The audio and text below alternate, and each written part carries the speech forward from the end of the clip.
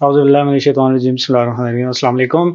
उम्मीद है आप सब खैरियत से होंगे। आज से हम जो सीरीज़ स्टार्ट करने जा रहे हैं वो हिजामा के ऊपर है और इसमें हम हिजामा के हवाले से तकरीबन सारी चीज़ें कवर करेंगे from a doctor's perspective, from a healers perspective, from a layman's perspective कि हिजामा जो है वो एक्चुअली क्या है और क्या नहीं है।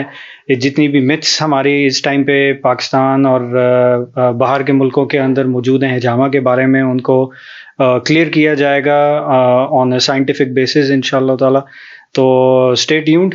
पहला सवाल जो लोगों की तरफ से आता है वो ये है कि कमर दर्द क्या इसका इलाज हिजामा में मौजूद है? कमर दर्द थोड़ा सा अगर पहले हम देख लें कि किस वजह से होता है, उसकी मुख्तलिफ वजूहात हैं और एक तो वजह उसकी ये है कि कहीं पे कोई आपके पीछे बिजली की तारें चल रही होती हैं जो कि ये मूवमेंट वगैरह देती हैं, आपको आगे मसल को सप्लाई करती हैं जिससे ये मूवमेंट आती है। उन बिजली की तारों को हम नर्व्स कहते हैं। ये नर्व कहीं पे हमारे पीछे ब्रेन और इसके नीचे स्पाइनल कॉर्ड से जब निकल रही होती हैं तो वो हमारे मोरों के दरमियान से निकलती हैं। वहाँ पे या तो वो कहीं पे प्रेस हो जाएं तो हमारी जो कमर के इर्द गिर्द के जितने भी मसल्स हैं उन सारों को जो वो सप्लाई करती हैं, उन एरियाज़ के अंदर जो है वो पेन आ सकती है क्योंकि वो नर्व पिंच हो रही होती है, वो रग दब रही होती है, उसकी वजह से वो पेन आ रही होती है। एक तो वो वजह। दूसरी वजह ये है कि अगर तो आपकी कोई आपने भारी वज़न उठाया है या बहुत ज़्यादा ओवर एक्सरसाइज कर ली है, किसी तरीके से स्ट्रेन डाल दिया है, तो आपका पीछे पट्टे जो हैं, मसल्स जो हैं कमर के, वो कहीं पे डिस्टर्ब हो गए हैं, वो किसी न किसी तरीके से टेयर हो गए हैं, छोटा मोटा उनके अंदर कोई इंजरी हो गई है, वो जैसा क्रैम्प कर गए हैं, तो वो उनको हम मसल के स्ट्रेन कहते हैं। वो स्ट्रेन हो सकता है कि वो हो जिसकी वजह से आपको कमर में दर्द हो रही है। तीसरी वजह ये हो सकती है जो कि मोस्ट कॉमन है इस टाइम पे, और वो ये है कि हम जब बैठते हैं तो हमारा पोस्चर, तरीका बैठने का, या हम जब सोते हैं तो हमारा तरीका सोने का सीधा नहीं होता, पोस्चर सीधा नहीं होता। मोस्टली बैठने में लोगों को बहुत प्रॉब्लम होती है कि वो बहुत स्लाउच करके बैठते हैं, वो अजीब तरीके से कंधों को सीधा रख के वो इस तरह बैठ नहीं सकते। उसमें जो आपकी पीछे जो सारी स्पाइन है, उस स्पाइन के अंदर एक मोरे को दूसरे मोरे के साथ जोड़ने के लिए आगे पीछे साइड्स पे अल्लाह ने एक निज़ाम बनाया हुआ है। फाइबर्स, उनको एक ख़ास किस्म के फाइबर्स होते हैं, हम उनको लिगामेंट्स कहते हैं।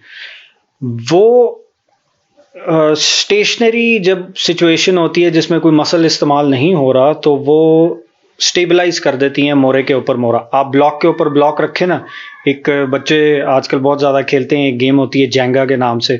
आप एक ब्लॉक के ऊपर ब्लॉक रखें, वो 3-3 ब्लॉक्स ऐसे इस तरह करके रख के पूरा टावर बनाते हैं, उसमें से भी बीच में से ब्लॉक निकाल के ऊपर रखना होता है। तो अगर आप उसकी इंटेग्रिटी को देखें तो वो ब्लॉक के ऊपर ब्लॉक अपने वेट के ऊपर तो है, लेकिन अगर आप साइड से ज़रा सा धक्का दें तो वो ब्लॉक उतर के गिर जाएगा, और वो उसी को गिराने से बचाने की ही ये सारी गेम होती है जब जेंगा खेला जा रहा होता है। तो आपके मोरे भी इसी तरीके से हैं, एक के ऊपर दूसरा स्टैक हुआ हुआ है। तो अब ये स्टैक्ड मोरा, और आप रोज़मर्रा के काम भी जिस तरीके से देखते हैं कि आप कैसे कर रहे हैं, तो उसमें ये तो स्लाइड करके नहीं गिर जाता। इसको स्लाइड करने से, गिराने से बचाने के लिए जो है वो अल्लाह सुब्हानहू व तआला ने लिगामेंट्स की फॉर्मेशन रखी हुई है। इर्द गिर्द सारा एक फाइबर कैप्सूल सा बन जाता है पूरा का पूरा, जो दो मोरों को, ऊपर वाला मोरा नीचे वाले मोरे को आपस में ज्वाइन करके रखता है, इससे ऊपर वाले मोरे को भी आपस में ज्वाइन करके रखता है, एंड सो फोर्थ। सारे नीचे से लेकर ऊपर तक सारी स्पाइन आपकी जो है वो इस तरीके से ज्वाइंट होती है।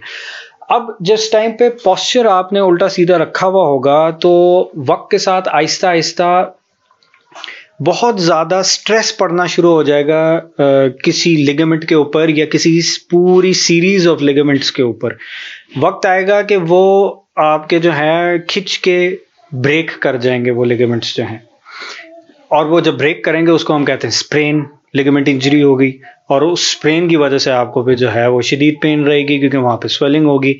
ये मसल के और जो लिगामेंट के जो इश्यूज़ हैं, ये जिस टाइम पे भी होंगे, इनकी वजह से उस स्पेसिफिक रीजन के अंदर स्वेलिंग होगी, और वो स्वेलिंग जो है वो किसी न किसी तरीके से नर्व्स को भी दबाएगी उस एरिया के अंदर, और वो एक मिलता जुलता सिनेरियो फिर बन जाता है जिसमें वो पेन कांस्टेंट रहती है और बहुत टाइम के लिए रहती है।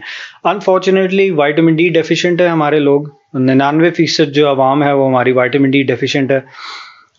उसके विटामिन डी डेफिशिएंट होने की वजह से जो रिपेयर प्रोसेस है वो बहुत स्लो हो जाता है, वो बहुत आहिस्ता आहिस्ता होता है, और ये रिपेयर प्रोसेस जो है वो इतना लंबा चलता है कि जिस तरह ख़वातीन हमारी प्रेगनेंसी के दौरान उनके लिगामेंट्स जो हैं वो स्ट्रेच होते हैं, वो एक नेचुरल प्रोसेस है, लेकिन उसके बाद वो डिलीवरी के बाद अपने आप को रीगेन ही नहीं कर पाती, अपनी वो जो स्ट्रेंथ है लिगामेंट्स की वो रीगेन ही नहीं होती। साल साल बीत जाते हैं, बच्चे 5-5 6-6 साल के हो जाते हैं, और उस वक्त जो है वो माएँ फिर हमारे पास आ रही होती हैं कि जी कमर का दर्द ठीक नहीं हो रहा, लो बैक पेन। उन्हें लगता है कि शायद वो स्पाइनल एनेस्थीसिया उन्हें डिलीवरी के दौरान लगा था, कमर में इंजेक्शन जो लगा था उसकी वजह से हो रहा है, लेकिन there is a fair possibility कि उसकी वजह से उनको नहीं हो रहा वो पेन एक्चुअली उनको लिगामेंट की, चूंकि उस टाइम पे वो रिलैक्स हुए थे, लिगामेंट स्ट्रेच हो गए थे, अब वो वापस अपनी जगह पे आ नहीं पा रहे। कुछ जॉइंट्स हमारे जिस्म के ऐसे जिन्हें हिलना नहीं चाहिए, लेकिन डिलीवरी के दौरान वो हिलते हैं, और डिलीवरी के बाद उनको वापस फ्यूज हो जाना चाहिए, वो फ्यूज नहीं हो पाते। ये सारा कुछ विटामिन डी डेफिशिएंसी की वजह से हो रहा होता है, तो इसको कवर करना बड़ा ज़रूरी है। अच्छा, ये कवर हो गया, ये सारा कुछ हो गया, इसके साथ अब हिजामा जो है वो किस तरीके से हेल्प कर रहा है। हिजामा जब काम करता है तो वो लोकल एरिया के अंदर जितना भी वहाँ पे स्वेलिंग है या स्वेलिंग वाला इलाका होता है, जब कब उस एरिया में लोकल रीजन में लगता है तो वो कंजेशन वहाँ पे क्रिएट करता है। ब्लड की जो डीप टिश्यूज में जो फ्लूइड इकट्ठा हुआ होता है, जो स्वेलिंग का फ्लूइड होगा, उसको खींच के स्किन के करीब ले आएगा। ये उसका बेसिक काम है जिस टाइम पे हिजामा हम करवाते हैं बैक एक के लिए, कमर दर्द के लिए, तो वो उस एरिया से सारा का सारी स्वेलिंग ही निकाल देता है जिस एरिया के अंदर पेन हो रही होती है। और इस वजह से मैंने बहुत सारे लोगों को अल्हम्दुलिल्लाह अपने पास आते हुए शियाटिका के साथ देखा है। बहुत सीवियर पेन है, कमर के अंदर बहुत शदीद दर्द है, और वो दर्द ऐसे गायब हो जाती है जैसे ही हिजामा उनका 15-20 मिनट का होता है। क्यों?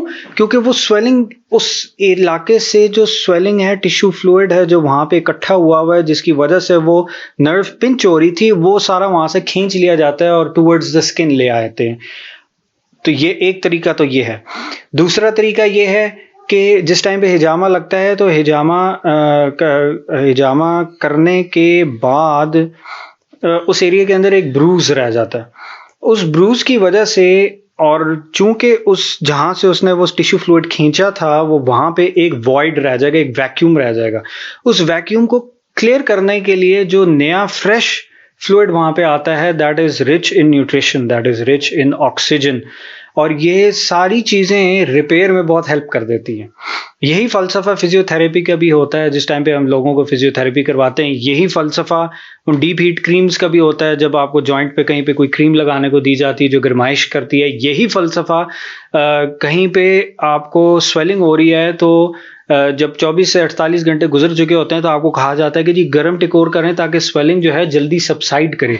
यही फलसफे जो हैं हिजामा के अंदर इस तरीके से अप्लाई होते हैं। इस वजह से हिजामा जो है कमर दर्द के दौरान अगर आप करवाएं तो आपको उससे इंशाअल्लाह ताला बहुत फ़ायदा होगा। Thank you.